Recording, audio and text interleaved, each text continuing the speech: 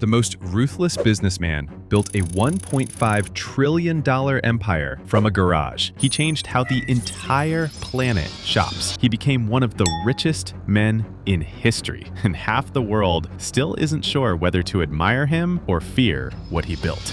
This is the story of Jeff Bezos, the Wall Street analyst who quit at the peak, bet on the internet when nobody believed in it, built Amazon into a global machine, and sparked some of the biggest debates in modern capitalism. Today, we're breaking down the 30 insane facts behind the rise, the risks, the power plays, and the controversies. Hero or villain? Let's start with number 30. Number 30. When Amazon was already massive, Bezos faced a problem most founders dream of: too much internal complexity. Amazon had built enormous computing infrastructure just to keep its own website running. Servers, storage, data centers, engineering teams. Most CEOs would treat that as overhead. Bezos treated it as opportunity. Instead of asking how to cut the cost, he asked, what if we sell this capability to others? In 2006, Amazon launched AWS, offering cloud computing to developers who didn't want to build their own infrastructure. At first, it looked secondary to retail, but over time, startups, enterprises, and even governments built their businesses on Amazon servers. Retail made Amazon famous. Cloud made it unstoppable. The tactic wasn't grow bigger. It was turn internal strength into external dependency. That's how you build a machine instead of a company. Number 29. In the early 1990s, Jeff Bezos was working at D.E. Shaw, one of the most prestigious hedge funds on Wall Street. High salary, elite network, clear career path. Then he came across a statistic. The internet was growing at 2,300% per year. Most people dismissed it as hype. Bezos didn't. He didn't focus on what the internet was. He focused on how fast it was expanding. Growth at that speed meant inevitability. So he made the move most professionals avoid. He quit. He drove from New York to Seattle and started building Amazon during the road trip. The tactic here wasn't bravery. It was pattern recognition. He didn't bet on books. He bet on exponential growth. When you see a curve that steep, you don't wait for permission. Number 28. In 1994, Jeff Bezos wasn't broke. He wasn't desperate. He was a senior vice president at D.E. Shaw, one of Wall Street's most respected hedge funds. High salary, elite environment, clear upward path. Then he saw the internet growing at 2,300% per year, and the idea of selling books online wouldn't leave him alone. But here's the real move. Instead of asking, what if I fail? He reframed the question. He imagined himself at 80 years old and asked, will I regret not trying this? That mental model, what he called the regret minimization framework, removed fear from the equation. Failure became temporary. Regret became permanent. That shift made quitting rational. The tactic wasn't motivation. It was decision architecture. He designed a framework that made risk easier to execute. Number 27. After Amazon went public in 1997, Wall Street expected profits. Instead, Bezos kept spending. Warehouses expanded. Technology teams grew. Fulfillment centers multiplied. Year after year, Amazon reported losses while revenue climbed. Analysts questioned the model. Critics said it would collapse under its own weight. But Bezos wasn't optimizing for quarterly earnings. He was building infrastructure before competitors understood how expensive it would become to catch up. The tactic was simple but brutal. Reinvest everything while others hesitate. If you win the long-term system, short-term losses become irrelevant. Number 26. In the early 2000s, Amazon didn't have to build its own logistics empire. It could have continued relying on UPS and FedEx. Instead, Bezos started investing billions into fulfillment centers, automation, robotics, and eventually its own delivery network. At the time, it looked excessive, but when same-day and next-day shipping became the standard, Amazon didn't scramble. It was already built. The tactic wasn't reacting to demand. It was pre-building capacity before demand forced everyone else to panic. Control the path to the customer, and you control the customer. Number 25. When Amazon launched Prime in 2005, offering unlimited 2-day shipping for a flat annual fee, many thought the economics were flawed. But Bezos wasn't selling shipping. He was selling commitment. Once a customer pays upfront, they default to Amazon to justify the membership. Over time, Prime added streaming, music, and perks, making cancellations psychologically harder. Today, Prime has over 200 million members globally. The tactic was subscription gravity. Lock in behavior first, monetize loyalty second. Number 24. In the early 2000s, Amazon had already built massive server infrastructure to support its own growth. That infrastructure was expensive, complex, and difficult to maintain. Bezos saw something others missed. Startups were struggling with the same technical challenges. Instead of letting that capacity sit idle, Amazon launched AWS in 2006 and began renting computing power. It was quiet at first, but as more companies built on AWS, Amazon moved underneath the digital economy itself. The tactic was turning internal overhead into external dependency. Number 23. Early on, Amazon wasn't just tracking sales, it was tracking behavior, what people searched, what they hovered over, what they added to cart and abandoned, what they returned, what they reviewed. Most retailers use data to report results. Bezos used it to predict outcomes. If a product started trending in one region, inventory shifted before shelves went empty. If price sensitivity changed, algorithms adjusted automatically. Recommendations weren't random. They were behavioral pattern recognition at scale. The tactic wasn't selling more products. It was building an information advantage competitors couldn't see. When you learn faster than the market, you don't react to demand, you get ahead of it. Number 22. In the early days, Amazon sold its own inventory. That meant buying products upfront, storing them, and taking the risk if they didn't sell. Then Bezos made a structural shift. He opened Amazon to third-party sellers. Instead of Amazon owning every product, millions of independent merchants could list items on the platform. Selection exploded overnight without Amazon taking on all the inventory risk. Amazon collected fees, controlled search rankings, and later offered fulfillment by Amazon, meaning sellers paid Amazon to store and ship their goods. The tactic wasn't expansion through ownership. It was expansion through platform control. When you own the marketplace, you don't need to own the merchandise. Number 21. Most companies chase isolated wins. Bezos designed a system. He mapped out what became known as the Amazon flywheel. Lower prices attract more customers. More customers attract more sellers. More sellers increase selection. Better selection improves customer experience. Better experience brings more customers. The cycle feeds itself. But here's the real move. He didn't treat it like a metaphor. He forced every major decision inside Amazon to accelerate that wheel. Pricing, logistics, Prime, AWS, marketplace expansion, all of it had to spin the flywheel faster. The tactic wasn't just growth, it was system compounding. Once the flywheel gains momentum, competitors aren't fighting a company, they're fighting physics. Number 20. After Amazon went public, Wall Street expected steady profits. Analysts wanted predictability, clean quarterly earnings, safe guidance. Bezos refused to optimize for that. Instead of harvesting profits, he reinvested aggressively into fulfillment centers, technology, Prime expansion, and international growth. That meant thinner margins and constant criticism. But he understood something structural. Markets reward dominance more than they reward temporary efficiency. While competitors protected quarterly optics, Amazon widened its moat. The tactic wasn't stubbornness, it was time horizon arbitrage. He chose to win the decade, not the quarter. Number 19. As Amazon scaled its fulfillment network, speed became the brand. 2-day shipping, then 1 day, then same day in major cities. But speed has a cost. Inside warehouses, performance was measured by precise metrics. Items picked per hour, error rates, time off task. Reports surfaced of intense pressure to maintain quotas. Workers described physically demanding shifts and constant monitoring. Amazon defended the system as necessary for efficiency at scale. Critics argued the standards prioritized output over comfort. Here's the structural reality. When you optimize for operational dominance, you create internal pressure. The tactic was ruthless efficiency. The trade-off was public scrutiny. At scale, excellence and controversy often grow together. Number 18. As Amazon's valuation climbed, Bezos's net worth crossed $100 billion, then even higher. He became, for a period, the richest person in modern history. At that level, wealth stops being personal success and becomes public debate. Lawmakers questioned taxation, activists questioned inequality, media questioned corporate power. The narrative shifted from innovative founder to symbol of concentrated capital. But here's the structural lesson. Extreme scale changes the arena you operate in. Once your company reshapes industries, your personal wealth becomes part of the economic conversation. The tactic wasn't accumulating money, it was building something so dominant that the rewards forced a new discussion about power itself. Number 17. In 2013, The Washington Post was struggling financially. Legacy media was collapsing under digital pressure. Bezos didn't buy it through Amazon. He bought it personally for $250 million.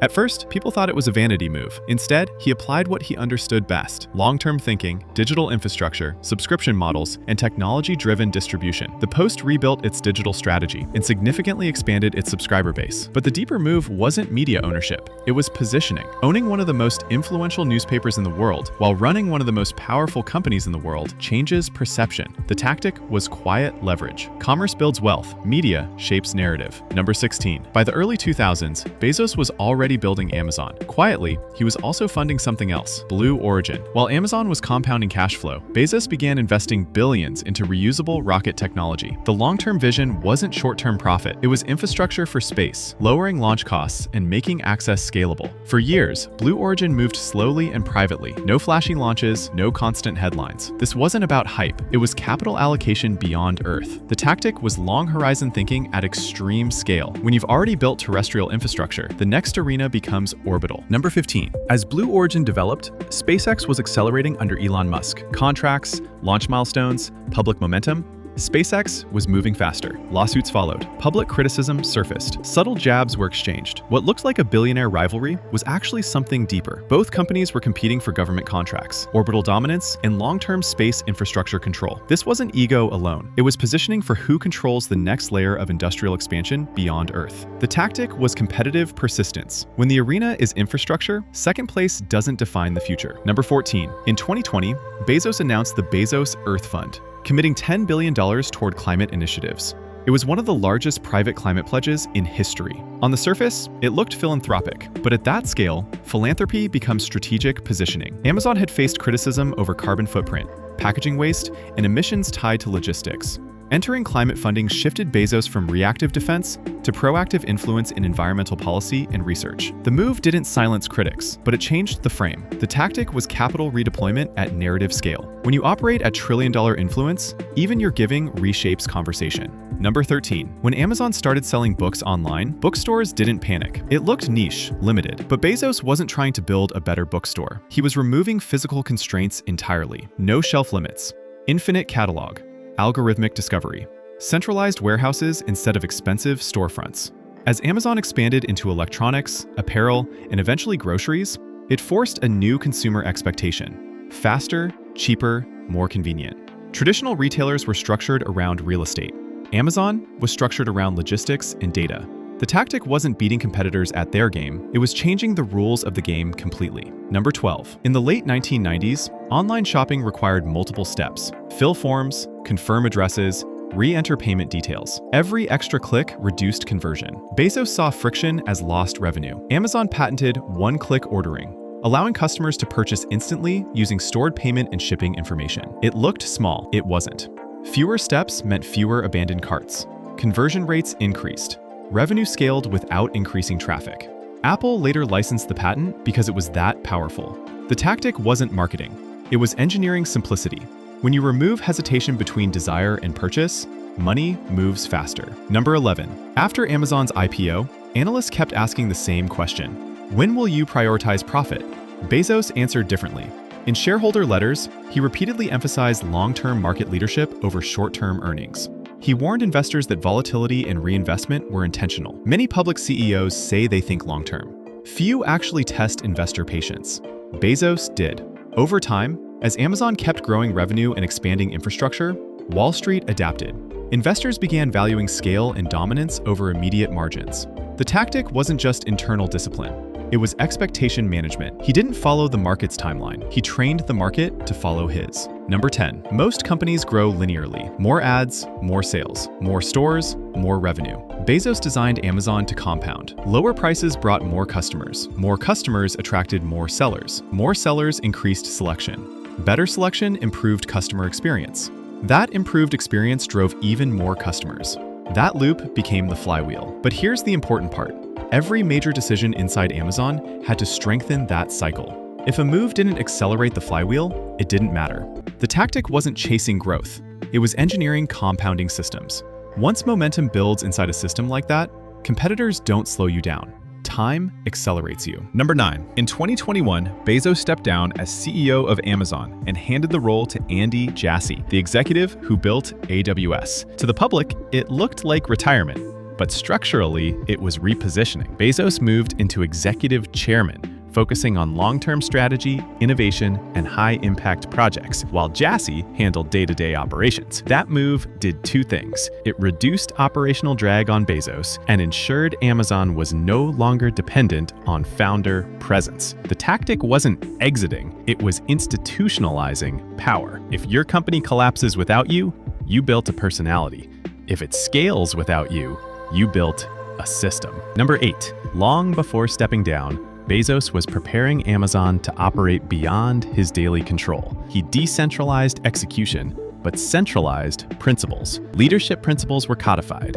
Decision-making frameworks were documented. The flywheel was institutional, not personal. Executives were trained to think in systems, not in founder intuition. So when he transitioned out of the CEO role, Amazon didn't wobble. Revenue didn't collapse. Operations didn't stall. The tactic wasn't charisma-driven leadership. It was principle-driven architecture. Founders who build empires build succession into the design, not as an afterthought. Number 7, in 2000, the dot-com bubble burst. Tech stocks crashed. Internet companies disappeared overnight. Amazon stock fell more than 90%. Many believed it wouldn't survive. Bezos didn't panic. He cut costs, laid off employees, tightened operations, but he didn't abandon the long-term infrastructure strategy. Warehouses kept expanding. Technology investment continued. Most founders retreat during collapse. Bezos treated it like filtration. Weak competitors vanished. Survivors inherited the market. The tactic wasn't avoiding crisis. It was building enough resilience to outlast it. If you survive the purge, you don't just recover, you dominate what remains. Number 6, for years, Amazon made money by selling products and taking marketplace fees. Then Bezos layered something smarter on top. He turned search visibility into an auction. Brands that once relied on shelf placement in physical stores